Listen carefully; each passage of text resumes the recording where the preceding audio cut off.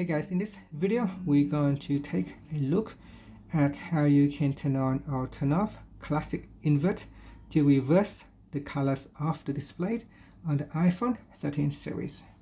First, let's go back to your home screen by swiping up at the bottom of the screen. On the home screen, tap on Settings. In Settings, go down and tap on Accessibility, then tap on Display and Text Size.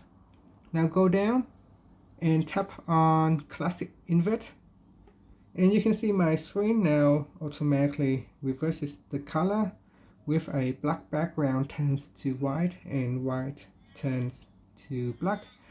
The font is gone from black foreground to a white foreground.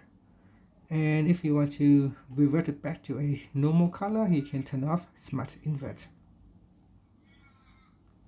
So if I turn on Smart Invert, then Classic Invert is off, and if I turn on Classic Invert, then Smart Invert is off. So in Smart Invert is very similar to Classic Invert, and now we just switch them both off, and that's it. Finally, you can swipe up to go back to your home screen. Thank you for watching this video. Please subscribe to my channel for more videos.